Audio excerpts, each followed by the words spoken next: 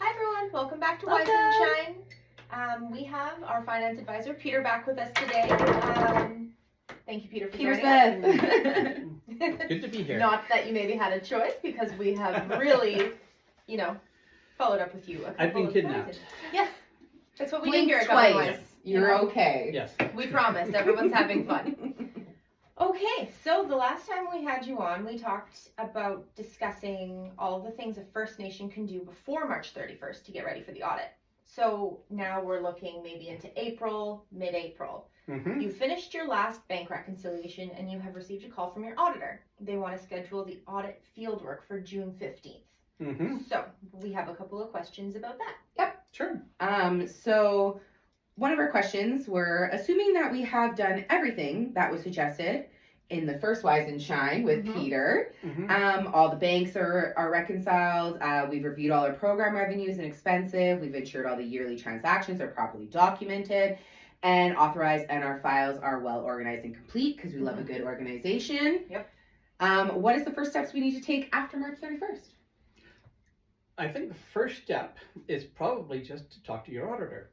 Okay. And it seems simple, Right. but a lot of First Nations sometimes let the auditor take the lead on some of the stuff and Okay. just wait for them to call. I guess that's why you have them, right? Yeah. Well, yes, but at the same time, you should talk to the auditor.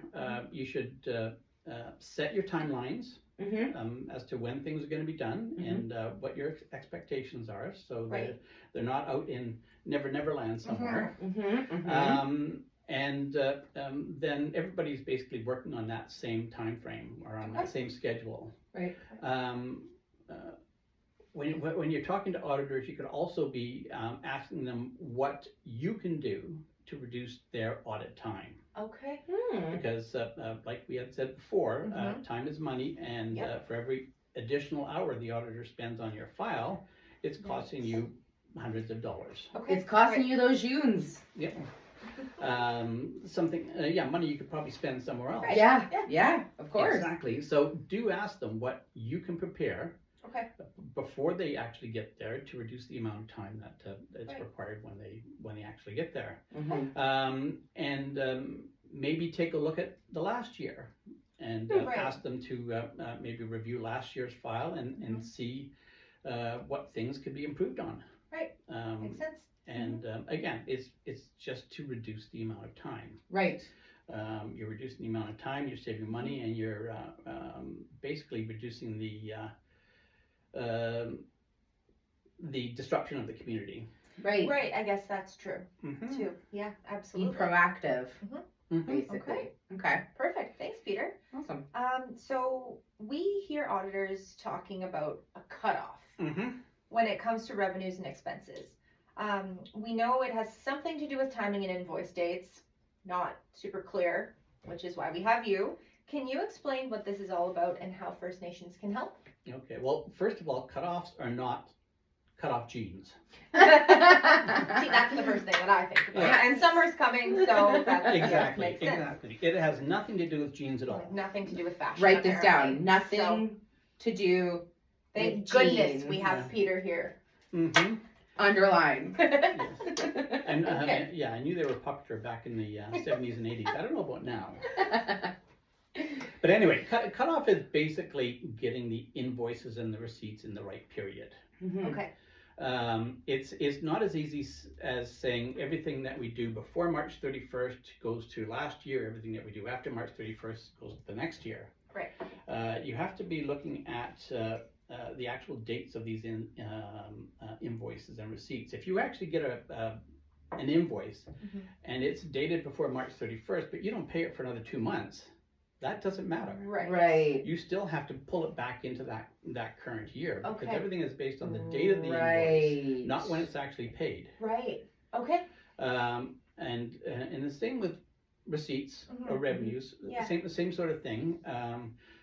You may have a contract to March 31st to get $1 million for a project, but you've only got 900,000 so far. Mhm. Right. The other 100,000 doesn't go into the next year.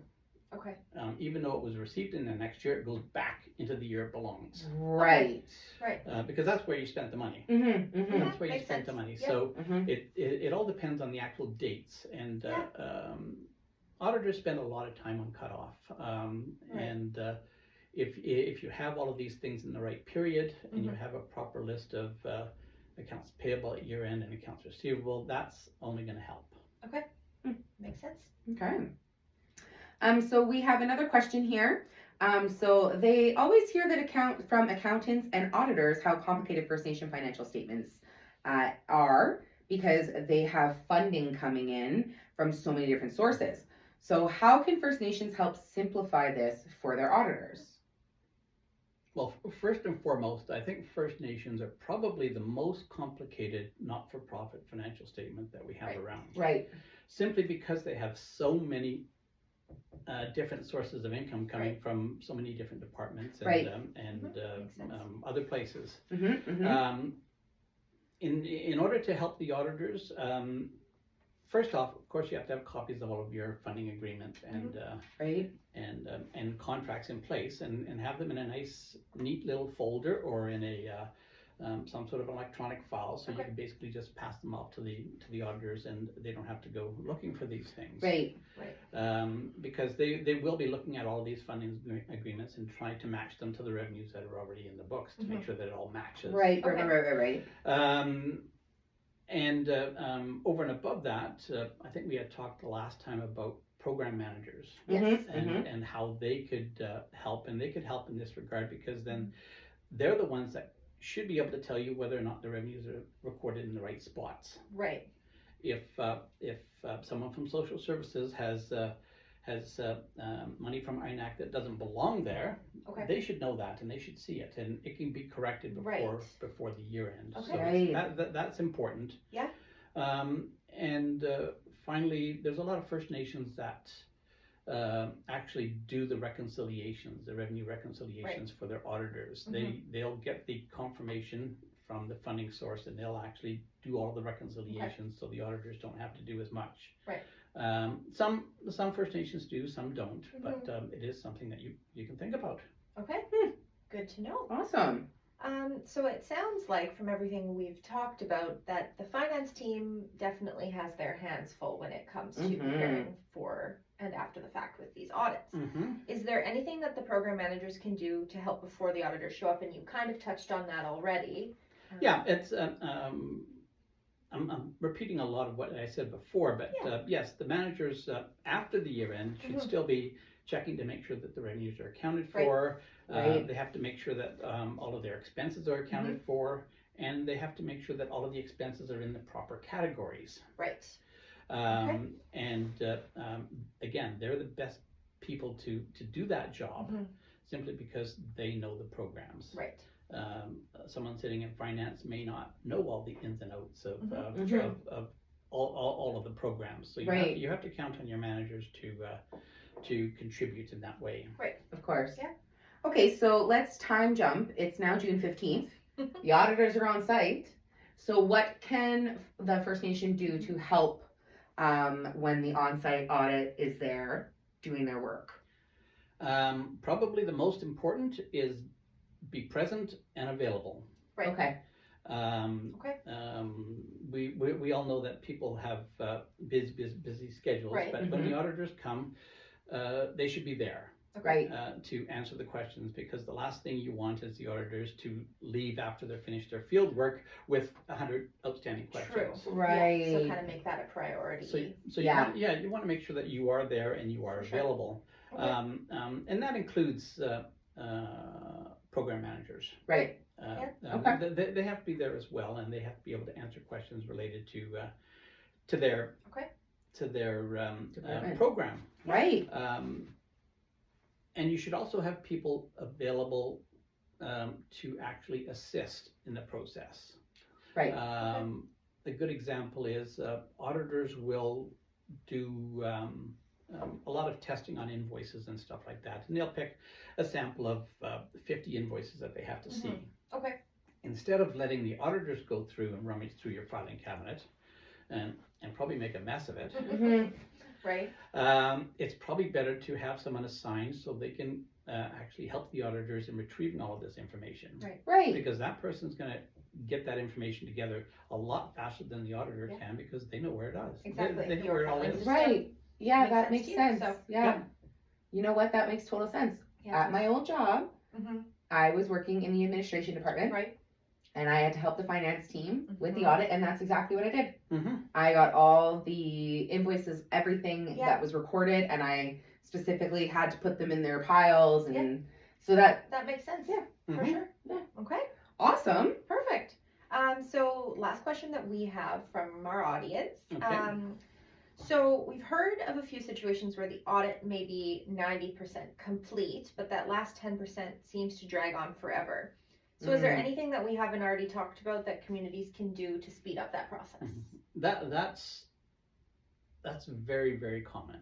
Okay. Oh, very, that's good very, to know very, then. very common. The auditors, they've done their interim work, they've done their final work, they've done all their field work. Mhm. They leave on June 20th, and you don't hear from them for 2 months or 3 months or Oh. 4 months. Okay. So what you have to do is you have to make sure that you're not the holdup. Right. Because we always run into situations where the First Nation thinks the auditor's dragging their feet, and the auditors think the First Nation's dragging their Right. feet, and they're not on the same page. Mm-hmm. Mm-hmm. So the best thing to do is basically follow up, Mm-hmm. Okay. and then follow Right. up, and then Right. follow up again, Right. just to make sure that it's not you that's the holdup. That they have everything they need, whatever. That Hmm. makes sense.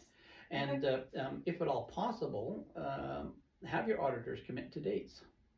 Uh-huh. Okay. Mm-hmm. And To hold them accountable Right. almost in that yes, aspect. yes, Yeah. yes. As opposed to just waiting for them to say, well, we're just about Right. done, and Right. And that's a good thing to know too, because I mean, I would never think about that, and it seems like the auditor is the person in charge, right? So Mhm. sometimes it feels like you're maybe not allowed to ask that. Or you of don't them. want to bug them, Mhm. but that makes But that does make more a lot of sense. sense, because then it really does. But at Help the end of the everybody. day, the auditor is hired by the First Nation.